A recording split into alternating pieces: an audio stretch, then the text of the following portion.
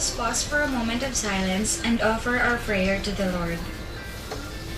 Dear Lord, we praise you and glorify your name. You are our Redeemer and Savior. You are the bread of life and the blood of everlasting covenant. Dear Lord, we beg that you may grant us a safe trip and peaceful day. Let us have your holy angel as escort to arrive at the end of our journey in safety. Lord, speak to us as we prepare ourselves for the start of this trip. Along the way, be our consolation. O Lord, in stormy weather, protect us in time of danger, Lord. Be our protection in shipwreck. Be our saving harbor, O Lord. And as we sail, may you also guide and protect our family. Please comfort each one of them as we leave them behind.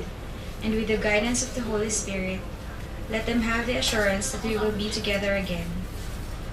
Be our guide, that we may reach the end of our journey and finally return to our home without misfortune. Amen.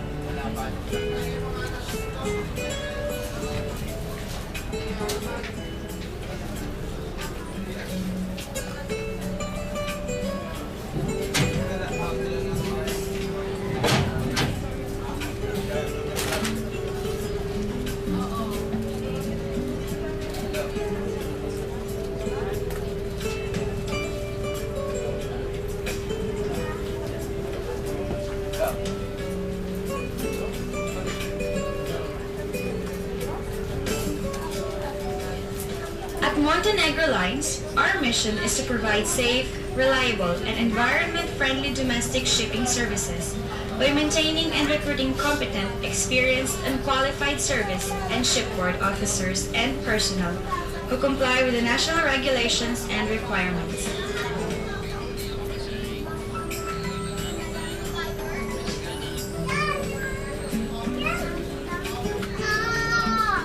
We are equipped with modern navigational instruments to ensure a fast, safe, and comfortable journey. With your ease of travel in mind, we have seats designed for your comfort. Our air-conditioned rooms are non-smoking, and we do not allow gambling and the use of prohibited drugs on board. For your pleasant and safe travel, may we remind you of our safety and precautionary measures that we encourage our passengers to observe while on board.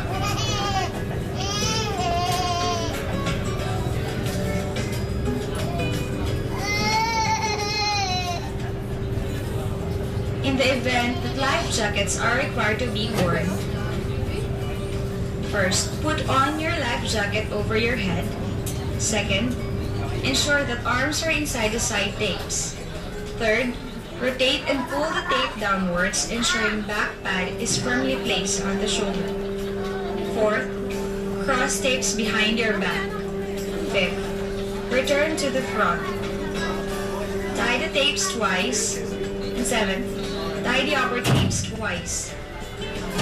Attach our reflectors or whistles in front of the life jacket to help you catch the rescuer's attention. Abandon ship procedure. First, keep life jacket on.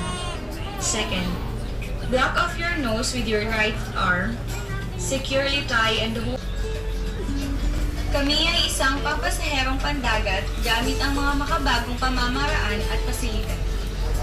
Para sa komportableng paglalakbay, may mga upuan na nakalaan sa bawat pasahero. Kung kayo ay nasa aircon na lugar, huwag manigarilyo. Mahigpit na ipinagbabawal ang pagsusugal at paggamit ng ipinagbabawal na gamot habang nasa biyahe.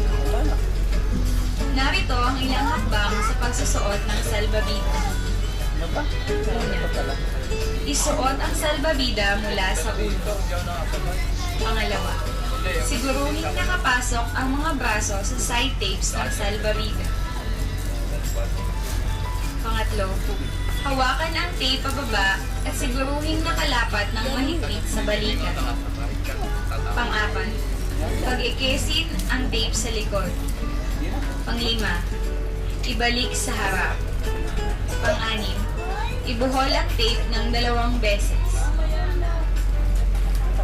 Hilahin ang kordon malapit sa may balikat at itali rin ito. Ang bawat salbabida ay may reflector o pito na matatagpuan sa harap nito upang makatawag pansin sa mga tagapagligtas.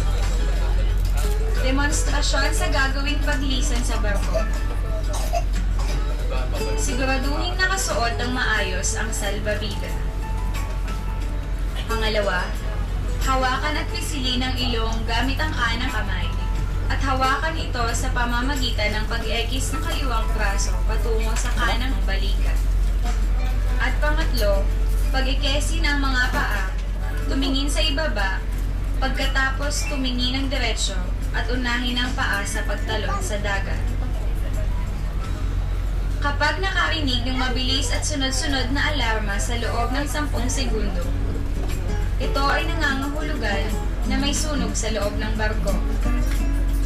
Kung ang sunog ay hindi makontrol, ang mga crew ng barko ay handang tumulong sa inyo at ituturo kung saan pupunta at kung ano ang gagawin. Mayroong 7 malalakas na pito kasabay ng pag-alarma. Kapag nakarinig ng isang malakas na pito, ihanda ang life raft. Sa pangalawang pito, ihagis ng maayos ang life raft. At ikatlong malakas na pito, lumisan sa barko.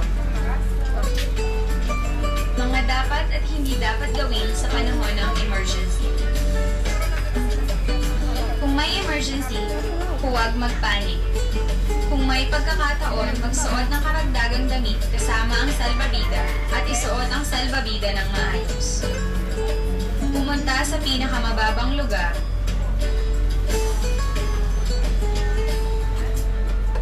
Ang pagtalon ng may 10 metro ang taas ay maaaring makasakit o makasugat.